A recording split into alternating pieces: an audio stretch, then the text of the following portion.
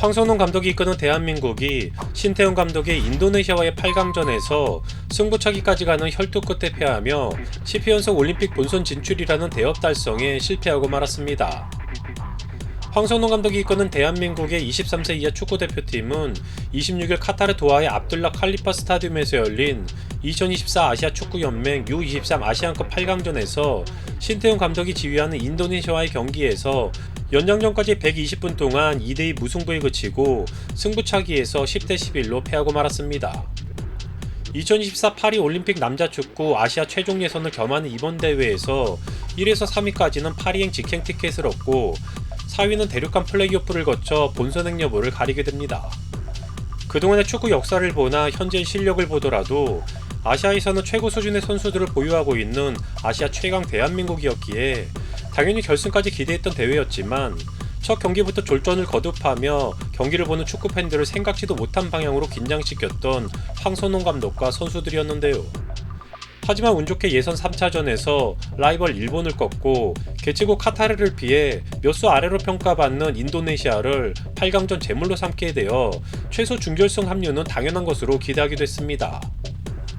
하지만 2019년 12월부터 인도네시아 감독에 부임해 인도네시아 선수들을 조련해온 신태용 감독은 인도네시아 축구팀을 완전히 다른 모습으로 변모시켜 주목받고 있는 상황이었습니다. 그라운드의 여우라고 불리며 머리 좋은 축구 선수로 알려지기도 했던 신태용 감독은 한국 감독들 중에서는 팬들로부터 나름 전술적 능력을 인정받기도 했었는데요. 공교롭게 그의 능력이 대한민국의 비수를 꽂게 되며 빛을 발하게 되었습니다. 이미 신태용 감독의 덕분에 역대 처음으로 U23 대회에서 8강 무대까지 진출하게 된 인도네시아는 한국과의 8강전을 앞두고 신태용 감독과 선수단에게 힘을 실어주기 위해 신태용 감독과의 재계약을 2027년까지 연장하며 신뢰를 보내기도 했습니다. 결국 제대로 된 준비와 함께 국가적인 지원을 받은 신태용호는 아시아 최강의 대한민국을 상대로 120분간의 혈투와 승부차기 끝에 승리를 거두며 기념비적인 성과를 거두게 되었습니다. 이왕 한국까지 꺾고 4강에 오른 인도네시아가 그 이상의 성적을 거둬 올림픽 본선에서도 활약하길 바라며 다시 본론인 한국으로 돌아오자면 인도네시아와의 8강전 패배로 인해 지난 1988년 서울 올림픽부터 매번 본선 무대에 올랐던 한국은 10회 연속 올림픽 본선 진출에 실패하게 되었습니다. 결국 파리 올림픽 진출에 실패한 황선홍호 선수들은 세계 축구계에 자신의 이름을 알리는 것은 물론 혹시라도 메달을 따게 되면 얻을 수 있는 병역 혜택의 기회까지 놓치게 돼 선수로서의 미래에 심각한 고려사항이 추가되었는데요. 선수들뿐만 아니라 황선홍 감독 역시 올림픽 진출에 실패하면서 그의 경력에 큰 오점을 남기게 되었습니다. 물론 A대표팀 성적만으로 매기는 FIFA 랭킹이지만 그래도 134위의 인도네시아에 비해 111계단이나 높이 위치한 23위의 대한민국이 누가 뭐라고 해도 절대적인 우위에 있었음은 부인할 수 없는 사실입니다. 당연히 결승 진출을 통해 손쉽게 파리 올림픽 출전권을 따내며 10회 연속 올림픽 본선 진출이라는 또 한 번의 대기록을 이어갈 것으로 예상했었지만 첫 경기부터 이어진 졸전을 시작으로 결국 어이없는 경기의 연속과 함께 대한민국 축구사에 치욕스러운 날이 기록되었습니다. 2021년 9월 2022 항저우 아시안게임과 더불어 이번 파리 올림픽을 준비하는 U23 대표팀 사령탑으로 선임된 황선홍 감독은 2년 반이라는 시간이 주어졌지만 올림픽 본선행에 실패하며 고개를 들지 못할 상황에 처했는데요. 이로 인해 결국 A대표팀 감독이라는 황선홍의 큰 그림은 완성할 수 없게 되었습니다. 역대 최악의 감독 클리스만의 경질 이후 잠시간의 공백 기간 동안 공석이 된 대표팀을 맡아줄 사령탑으로 여러 이름이 오르내렸지만 중요한 대회를 앞둔 상황에서 결국 황선홍 감독이 선뜻 임시 감독직을 수락해 이에 대한 말이 많았었는데요. 다행히 태국과의 2연전을 1승 1무라는 적당한 수준으로 넘기며 급한 불을 끄기는 했지만 파리 올림픽 출전권이 걸린 대회를 앞두고 대한민국 축구를 위해 큰 결심을 했다라는 허울 좋은 명분을 내세우며 임시 대표팀 감독을 맡은 황선홍은 결국 올림픽 출전 실패라는 성적표 앞에 고개를 들 수 없게 되었습니다.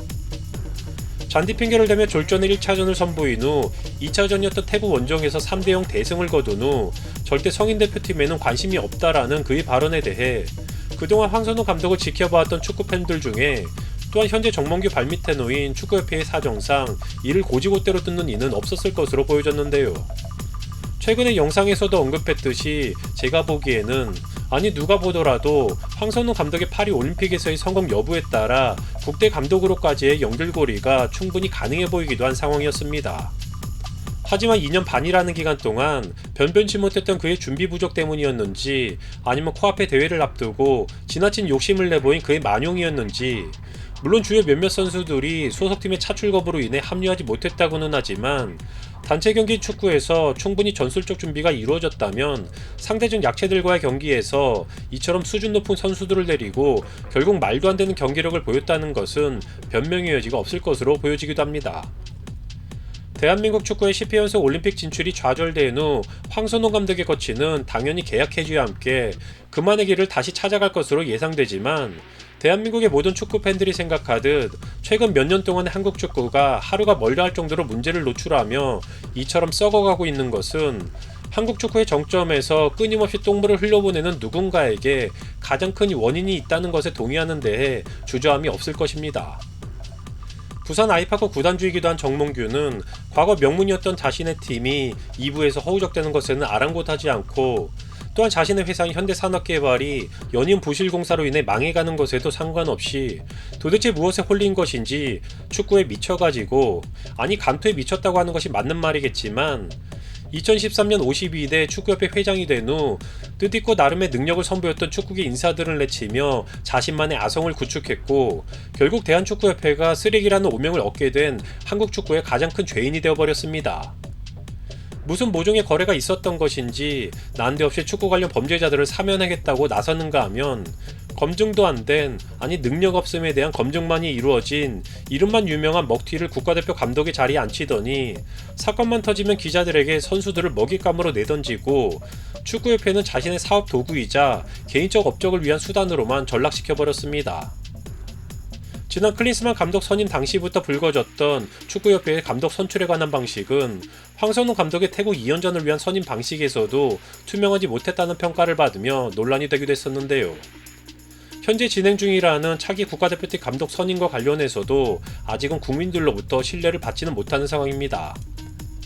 그도 그럴 것이 현재 축구협회 수뇌부에 있는 자들은 지난 축협의 사면 사태 당시 일부 물갈이가 됐다고는 하지만 여전히 정몽규의 다른 수적들로 채워졌고, 나름의 뜻있는 인사들은 무슨 이유에서인지 변두리에서만 맴돌 뿐 대한민국 축구를 위해 그 중심에서 활동하지는 못하고 있는 상황입니다.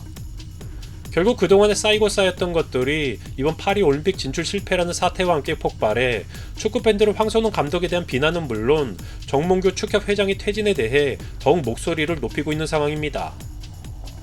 축구협회 수장으로서 나름 먹을 만큼 욕을 먹어 꽤나 두꺼워진 정몽규는 이 정도의 비난에는 아랑곳하지 않을 것 같기도 하지만, 지난 클린스만 사태 이후 정치권에서도 그에 대한 저격에 나서며 점점 입지가 좁아지고 있기도 합니다.